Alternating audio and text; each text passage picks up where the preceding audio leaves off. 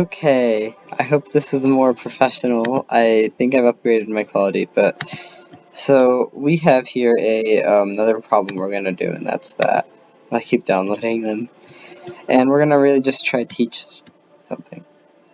Let's see. So which metal? Okay, which metal reacts most vigorously with water at 25 degrees Celsius? Now, this should be a very simple question, honestly. And it is, but it relies on fundamental knowledge. You have the periodic table that has all your elements. It's ordered by, well, you'd say ordered by mass. You know, the element with the most mass here, least mass there, and it's always going up. Although you'll see like a little discrepancy because the neutrons, this is the only place where there's a discrepancy. And that's because it's also ordered by protons, number of protons, not the number of neutrons, number of protons. And typically the number of neutrons correlates with the number of protons, but not always. You can see over here, the tellurium and iodine. Tellurium typically has more neutrons, notable number more. But anyway, so, you know, proton, proton, more proton, more proton. And just like with neutrons, there's also usually a greater number of electrons, you know, by a factor like 1, typically. Well, I don't know about a factor of 1 for neutrons, but it doesn't matter. For electrons, typically you have 1 electron per increase in proton. Now, this has a very funny order. I mean, it looks neat, but it's very deliberate. Like, this gap doesn't have to be bigger than this gap, and this, and this. This is here for a reason, this is here for a reason. Let's start with hydrogen. Hydrogen has, let's try drawing a little. Okay, so hydrogen has 1 proton, that's the proton, and this is the electron. Electron's more of a wave,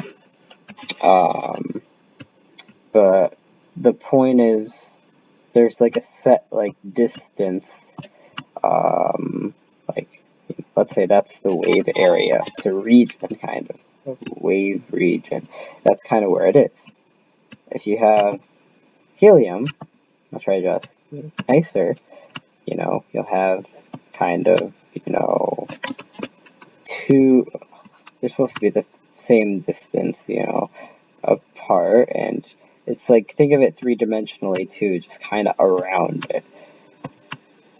Now, experimentally, if you have this, it's going to be pretty stable, very stable.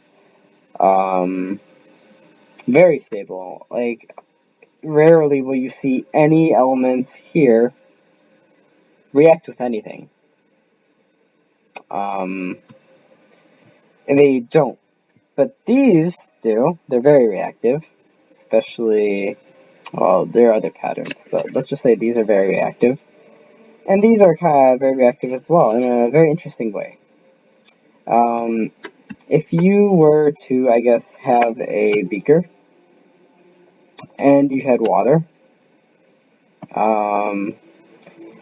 and you had, let's say, actually, I don't, yeah, it has water, and you put, I guess, NaCl, okay, and so this, you know, it's a 1-to-1 ratio of Na and Cl kind of bound together. And I say it like that because it's like a little weird. It's like not just, oh, Na bound to Cl. It's kind of like there's a bunch of kind of more like that's Na, So this is like Cl, but then that's Na. I mean, it's like a lot of whatever. That's not the point. The point is, put this in the beaker. You're gonna have dissociation. You're gonna have dissolving. They're not gonna be all collected next to each other anymore. Instead, you're gonna have the Na and Cl. Specifically, not just that, oh, this Na is over here. The Na, if you look at it, you're going to notice something. So typically, look at Na, we would see that, you're going to have your nucleus, right? Nucleus. A lot of dots in the nucleus because it's 11 protons. And, you're going to have some, electrons there, and then some electrons here, and then some electrons kind of more out here. And I say that because once you go from hydrogen to helium, you're going to, instead of having electrons kind of in this energy level, you're going to have electrons further away. So every time you go up in the periodic table, it signifies when the electrons start getting added further away, and that's all it signifies. So with Na, you're going to have, I'm going to write, there are 8 electrons here, 2 here, there's only 1 here, and this is like the furthest, largest circle, right? Like 2 makes sense, it's so small. It's very stable. I said helium's very stable, these are very stable. This is full, it's quite stable. But this is not stable, because there's only, it's just not, just plainly speaking. It's sodium in this state is very reactive, so by fact, experimentally, it's not stable. But like a more reasoning is like having just 1 electron in this energy level so far away from the nucleus makes it very unstable. And so if you look at sodium, you're going to notice this electron isn't there. Now let's look at chlorine. Chlorine,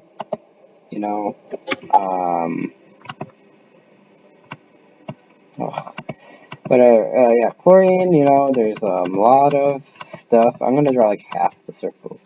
So you're going to have, 1 energy level, and only, 2, because it's in the, 3, sorry. Oh, it's in the same, okay.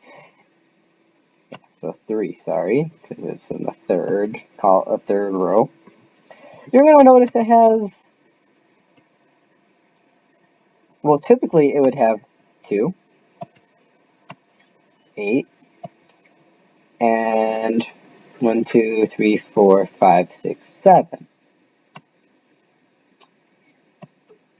Well, that's kind of what you would expect from just looking at the periodic table, but what you see experimentally is that this is 8.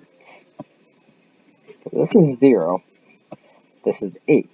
So essentially, it's deemed that the chlorine has taken the electron from the Na. That electron density is now absent from the Na and taken to the Cl.